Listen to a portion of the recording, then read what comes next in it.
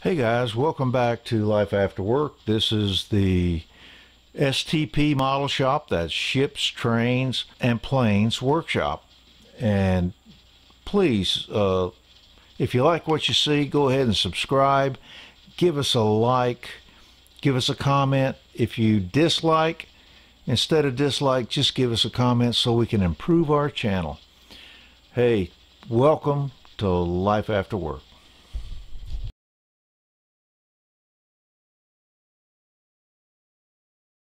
Okay, let's talk about miscellaneous stuff. I've got boiler washout plugs. These models don't really have this, so I may add one or two of these on every locomotive. I've got, and I bought several of these. I've got boiler stop and check valves. And these are valves, and they even have the detailed valve handles with them, which I can paint red. They'll stand up. So I can put these stop and check valves all over to match the prototype I'm trying to match. I mean, that's what I'm going to do. This bit of plastic, you add to that I've got several packs of boiler stop and check valves. Here we go. A domed whistle and a flat top whistle, which quite frankly is what is already on the locomotive, but with much more detail in it. It's just far better than the styrene.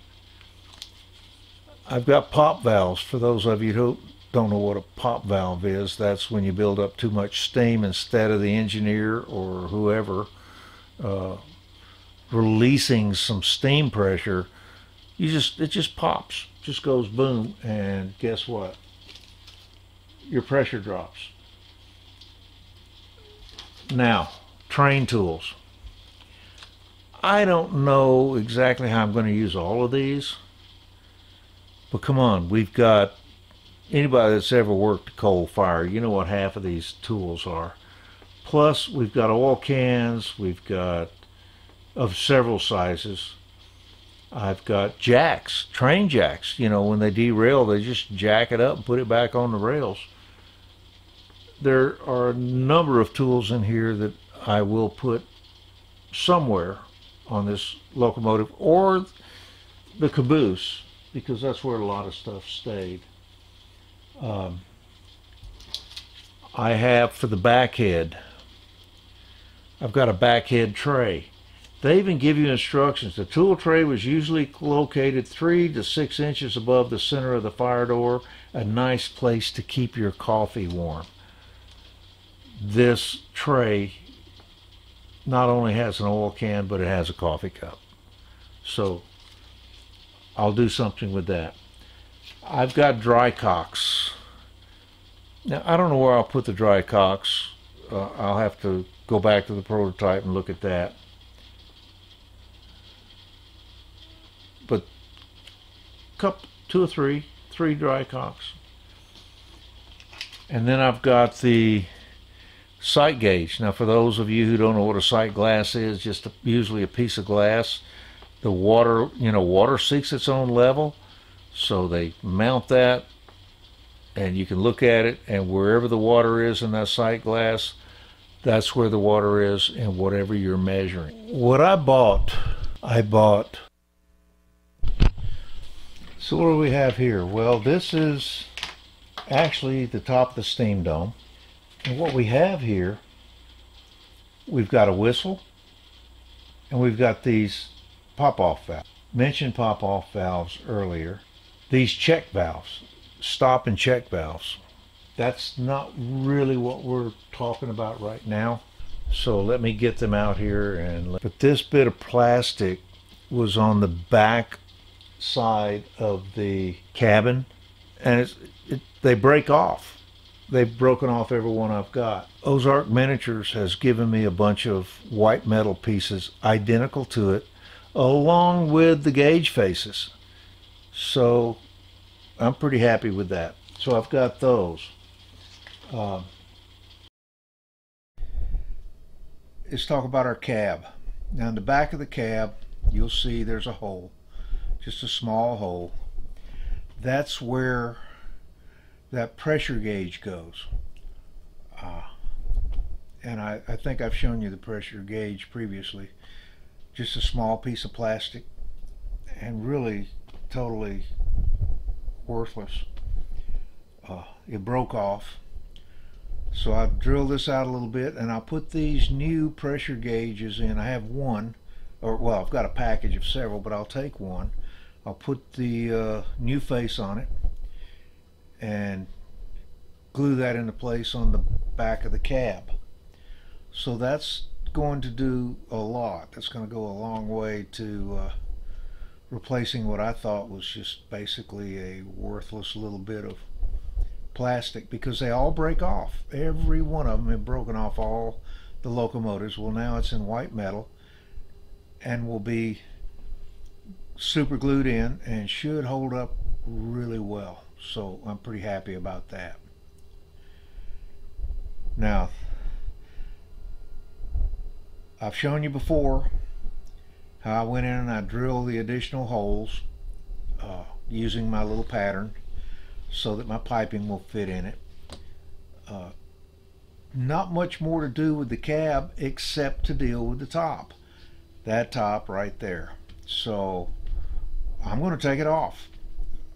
It should open, should be articulated, but it is not. So I'm going to take it off, and I'm going to put this new one on, this little white metal one. It's a kit.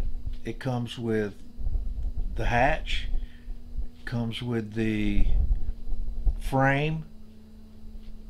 It also has some wire that it uses for hinges that'll go in the back, and it's got a piece that will prop it up. You can put it at whatever angle you want to, just the way the originals did.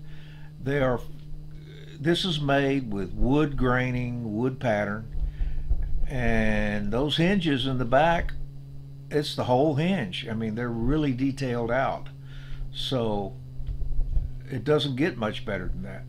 Now, what I plan on doing is I'm going to paint this in a wood color, maybe an aged wood color like a light gray, and then I'm going to paint over it with the black roof paint to match the rest of the roof.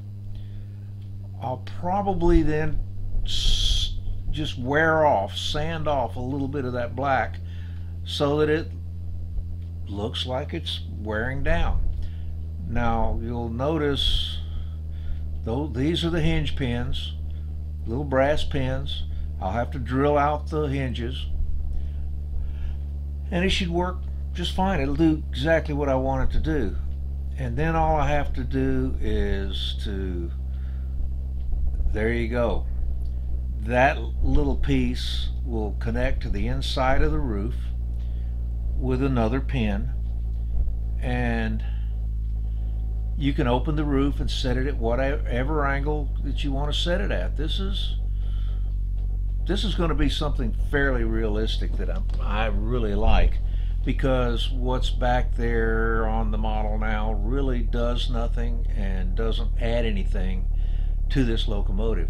I think this piece will add a lot to it. So I'm happy with this piece. Another great detail from Ozark Miniatures. Okay, this last little bit is about the roof of the cab, and it's really disappointing. The hatch at the top of the roof looks like it'd be something really simple to do, but Bachmann chose to just do nothing about it.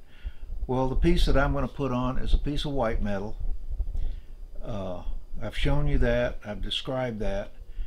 The thing is, you'll notice that it's squared off at the bottom and the roof is curved. Well, what I'm going to do is lay a piece of emery cloth or sandpaper on the roof, hold it down to match the shape of the roof, and then I'm going to run that piece back and forth until it conforms to that shape. That's really the best way to do it. Let's face it, I don't know how many train cab roofs are out there The fact is they're all going to be a little bit different angles, so it's best to be able to make it conform to whatever you're putting it on. So I think they were totally justified in just leaving it squared off and letting the modeler shape it to fit his need. So anyway, that's all the detail parts. I don't plan on doing anything right now on this particular locomotive. I'm getting back on the battleship. I've been on it actually. This is just a little break from it. And hopefully some of you that are in this scale will go out to ozarkminiatures.com, print out their catalog, look at all of the things that they have out there, and hopefully you'll find something that you like.